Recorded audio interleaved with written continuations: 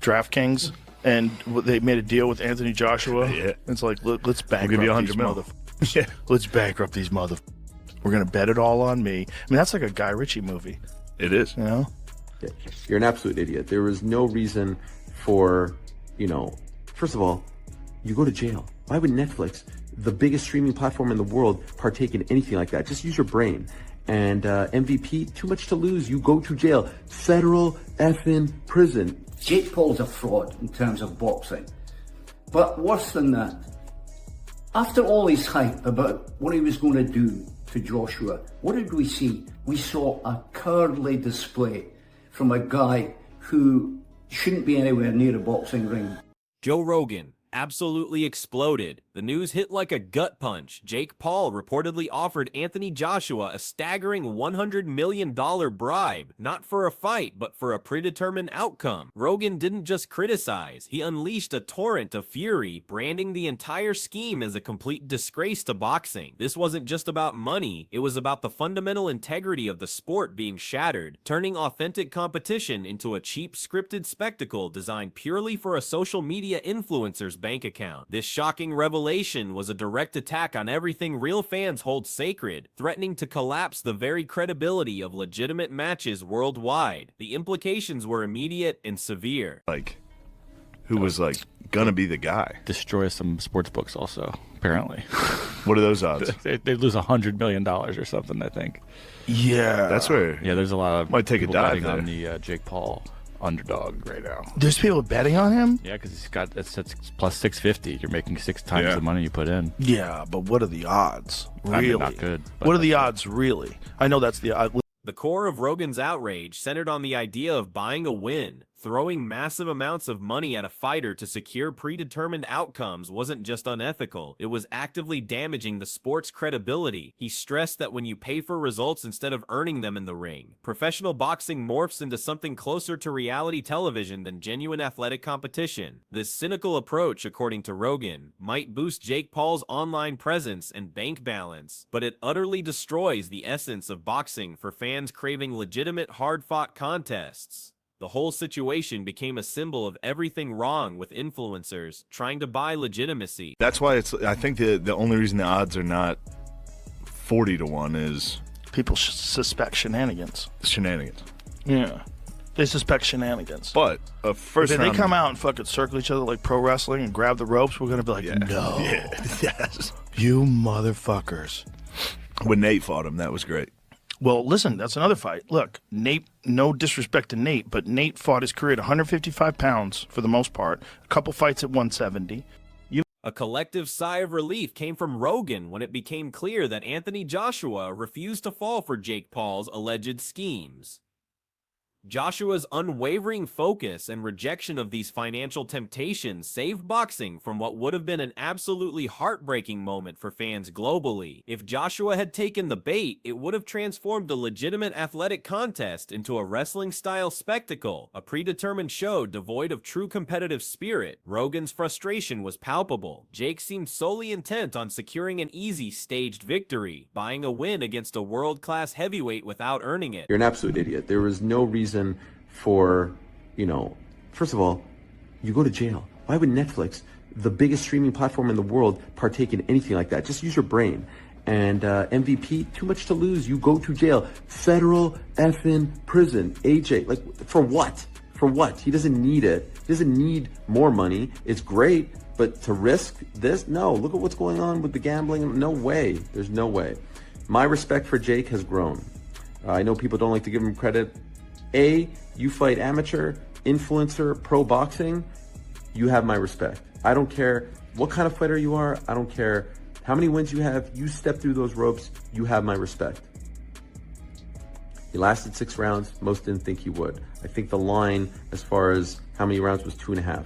So clearly most people thought he would be out of there around that point. And I think a lot of people were going with the under. He had some moments. He had the antics. Obviously the takedowns and all that weren't great. But golly, I think he was tired. The ring was bigger, and everyone said that was going to benefit him, the 22 by 22 ring. But cardio has been an issue for him, and so when you're circling and dancing, you're going to get tired. You're going to gas out. And I think that happened.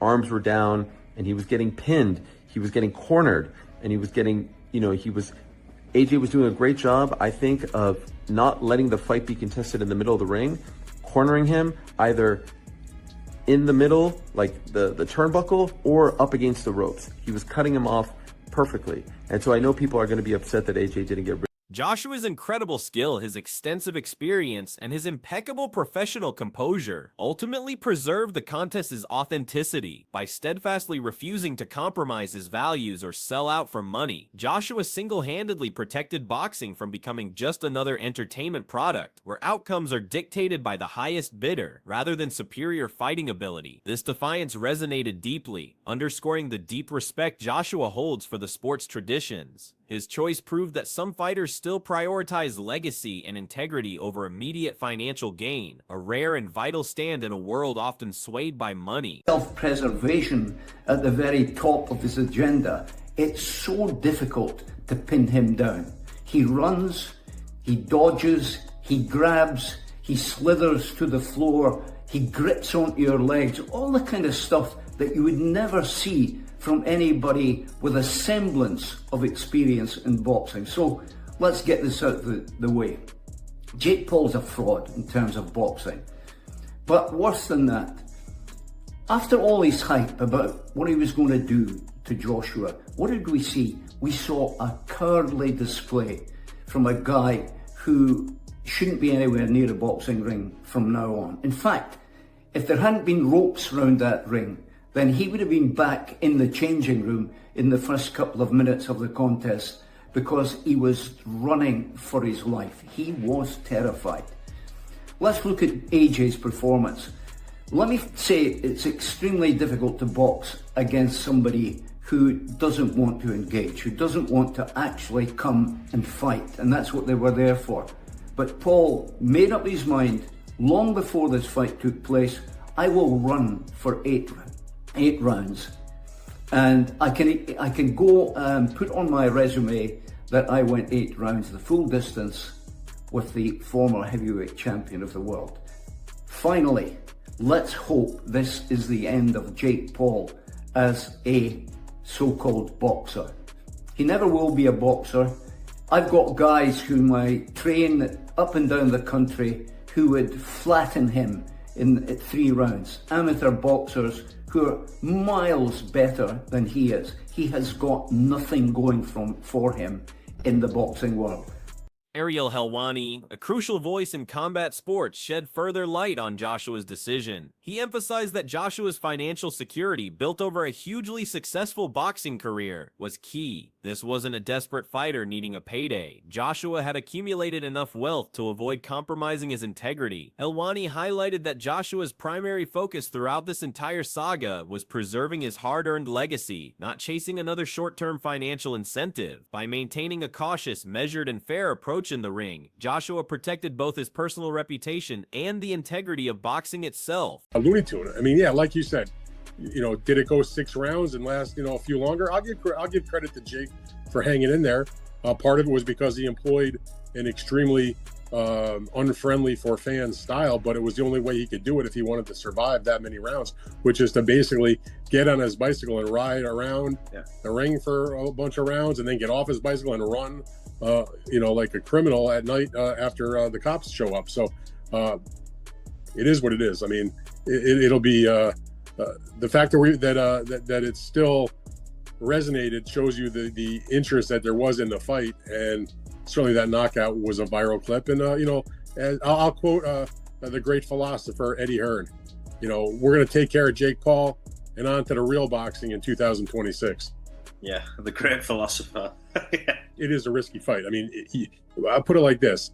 It's one thing to say I want to do a calendar year where I'm fighting Fabio Wardley for the his title, and then I'm going to fight Fury. There's nothing wrong with that. But anybody that would consider Fabio Wardley at this stage should be a tuna fight is just not being honest about it. It's a real fight, and I think there are some people out there that would say it poses just as much danger as risk or a gamble or however you want to describe it as it would be when he fights Tyson Fury. So Joshua has to make some decisions about that. I don't think they're going to take that risky of a fight going into the prospect of a Fury fight. I mean, it's fun for us to sit here and bullshit about it, but I just don't think that's legitimate. I don't think that's real. I mean, I understand why Frank Warren and Fabio Wardley and their group would want that. They would welcome that fight because it's a winnable fight, and it's a bonanza in terms of compared to whatever money Fabio Wardley has made in his career so far. But if you're Joshua, Helwani issued a stark warning about the potential consequences had Joshua deviated. Had he been reckless or compromised his values, it could have severely damaged boxing's credibility and set a dangerous precedent for future fights. Instead, Joshua's professional approach ensured a respectable contest that people could trust and believe in, demonstrating that honor and legacy still outweigh short-term financial gain for some. This entire situation, Helwani concluded, became a powerful example of preserving boxing's integrity in an era where many attempt to transform combat sports into mere social media spectacles, prioritizing clicks over competition. Boxing ring. Listen, so long as people will tune in and so long as Jake Paul is paid by Netflix or any broadcaster to air his fights, we're going to see this continue. And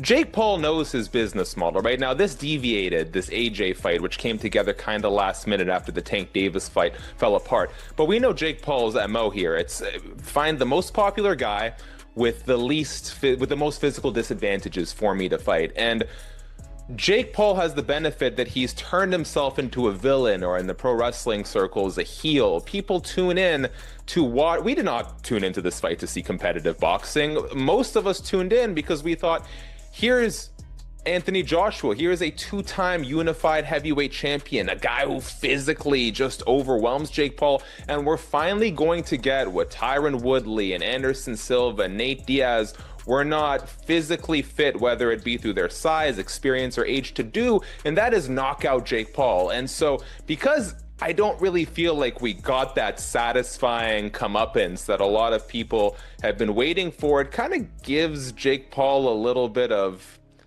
mystique, I'd almost say, to still try and string this along. Now, I don't know in terms, he says he wants to be cruiserweight champion.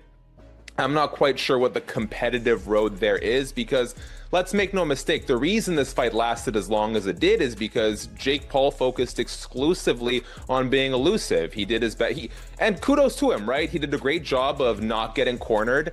He was always on the gas until the gas sort of fell out from underneath him. And so I don't quite know, short of leveraging his popularity, how he's going to get to that title shot if he's not actually going to fight, like really fight an elite boxer. But if he's looking to make money, there's the KSI fight out there, there's the Tommy Fury rematch. There is ways for Jake Paul to sustain. Joe Rogan pushed his praise even further, declaring Anthony Joshua the best heavyweight boxer alive today. He backed this bold statement by commending Joshua's incredible skill, raw physical strength, and ring intelligence, all honed over years of elite competition. Rogan confidently stated that the fight's outcome was inevitable from the moment it was announced, given Joshua's championship-level experience and technical abilities far surpassed any challenger like Jake Paul, who remains a beginner in professional boxing terms. This unwavering conviction from Rogan cemented Joshua's status as a true titan of the sport, a testament to pure talent. Or anything like that, but you can go over. People can't question you too much, but fuck me, it's not like taking a big old punishing right hand from AJ. And speaking of the right hand that AJ gave to Jake Paul, listen, Jake Paul was up at the 10 count. I see AJ give that same right hand to Robert Helenius, and he was out for the count, and he was juicing. So that's a win there for Jake Paul. And you know what, yeah? When we speak about like the sparring stories before the fight, I just thought, nah, they're talking shit. Hold my hands up. I had it wrong. Lawrence Okoli weren't talking shit. I'm sure Jake Paul did win a round or two against Lawrence Okoli. We've just seen him do it against Anthony Joshua there. So I think that then moves us on to Anthony Joshua, and we've got to speak about Anthony Joshua. Listen, I do think that you box to the level that's in front of you sometimes. If you see me in the gym sparring with professionals, I look way better in those spars than I do sparring against amateurs that have had one fight or something like that, because they're not orthodox. They don't do things the way you're expecting them to. And also, we've got to mention the fact that despite there now being a probably plethora of highlight reel shots for Jake Paul to be able to clip up, he probably landed 15-16 shots in total on Anthony Joshua, or about that. despite there being loads of that he'll clip up and use and stuff like that. Let's not rewrite history with this fight. This fight was Jake Paul coming and running. Now there's a style of running, and if you're ever going to run, do the one that Jake Paul done just now, because he did still let off multiple big power shots. A couple of his shots he landed with double jabs and it would only be the second land, but he did still let off multiple big power shots. He had a go. He had as much of a go as you can. Frank, a veteran with over 70 years of boxing experience, offered an invaluable perspective. He laid bare the fundamentals of what he calls the noble art of boxing, having guided countless fighters with unmatched expertise. Frank repeatedly stressed the critical importance of discipline, proper technique, and deep respect for the sport's traditions. His words carried immense weight, highlighting the stark contrast between genuine dedication and superficial showmanship. This seasoned expert's viewpoint served as a stark reminder that boxing is built on a foundation of rigorous training and profound respect, not fleeting internet fame. That's it for today's video. Stay tuned until next time. When it came to Jake Paul, Frank did not mince words. He was brutally critical, unequivocally calling Jake Paul a fraud in the boxing world. Frank dismissed Jake's antics as nothing more than clownish behavior, delivering a stark warning that someone like Paul has absolutely no place near serious competition. He passionately argued that boxing is not for spectacle, manufactured hype, or social media stunts. It is a serious combat sport demanding honor for its deep traditions and the sacrifices of those who came before. This perspective vividly underlined the chasm between true skill and mere clickbait. Frank's critique continued, reinforcing that only those who genuinely respect the craft, who are willing to endure years of brutal training and dedication, should participate in professional boxing. He maintained that characters like Jake Paul should remain far removed from professional boxing entirely, instead sticking to whatever social media content they want to create. This hard-hitting assessment came from a place of deep respect for the sport, emphasizing that legitimacy in the ring is earned through blood, sweat, and unwavering commitment, not through fame or financial leverage. The message was clear: boxing demands respect. Dan Rafael, a highly respected boxing analyst, provided a detailed breakdown, focusing purely on the in-ring dynamics rather than the surrounding controversy. He grudgingly credited Jake Paul for surviving as long as he did, an outcome that genuinely surprised many. Rafael noted that Jake's extremely defensive and frankly unpopular style of constant movement and evasion was his only realistic strategy to last multiple rounds against a world-class opponent like Joshua. This evasive approach, though not exciting for spectators, was undeniably effective in prolonging the fight, a tactical decision born of necessity. Rafael drew a vivid comparison, describing Jake's constant movement as riding a bicycle, pedaling endlessly to stay ahead, and his evasive tactics akin to a criminal running from the police. While unexciting, this approach undeniably prolonged the fight beyond most predictions. Yet, Rafael also showed his expertise and fairness by pointing out that Anthony Joshua could have done a significantly better job cutting off the ring and trapping Jake in corners. He acknowledged Joshua's role and why the contest extended longer than many anticipated, a balanced view amidst the widespread criticism.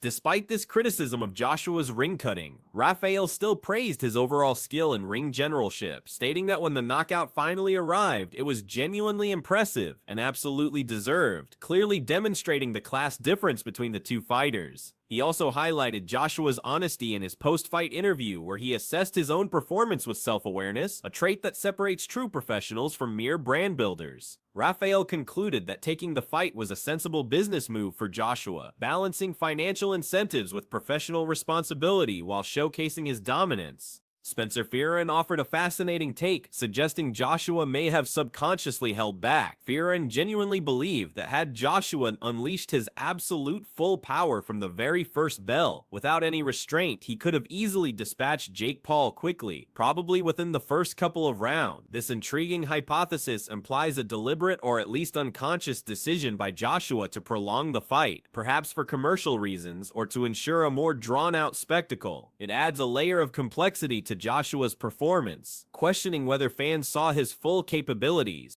Fearon, however, maintained balance, giving legitimate credit to Jake Paul for executing a solid game plan given his limitations. He noted that constantly moving, staying defensive, and avoiding exchanges was Jake's only realistic approach against a world-class heavyweight with knockout power. While acknowledging Jake's measurable improvement since his loss to Tommy Fury, Fearon stressed he was still facing an overwhelmingly superior opponent in every category: power, speed, experience, and technique. He also recognized the dedication of Jake's team, highlighting Paul's legitimate progress, even if he remains far from elite. Ultimately, Fearon framed the entire fight as a delicate balance between Joshua's apparent restraint, whether conscious or not, and Paul's tactical efforts to survive. He underscored both the monumental challenge Jake faced and the credit due to him for lasting as long as he did against such a skilled opponent. This perspective offered a nuanced view, acknowledging Jake's resilience and strategic defensive efforts, while reaffirming the vast chasm in pure boxing ability. It suggested that there was more to the fight's duration than just Jake's evasiveness, hinting at Joshua's controlled approach. Joey Knight offered a refreshingly candid assessment of Jake Paul's performance. He vividly highlighted the stark reality of absorbing a clean right hand from a legitimate heavyweight, like Joshua, emphasizing it's an experience far beyond any sparring session, even with world-class partners. Knight noted a key moment, Jake managing to get back to his feet before the referee's 10 count after being knocked down, which showcased a surprising level of mental toughness despite being technically outmatched. This resilience, though not leading to victory, revealed a determination to endure. Knight's analysis crystallized the enormous gap between a professional world champion, elite for years, and an inexperienced contender known more for social media than boxing. The fight definitively showed that strategy and evasive skills have limits when fundamental ability and power are so disparate. His commentary was balanced, mixing legitimate criticism of Paul's performance with recognition of the effort and courage it took to even step into the ring. Knight offered an honest perspective on the fight's challenges and Jake's determination to survive against elite competition, an effort worth acknowledging despite the inevitable outcome.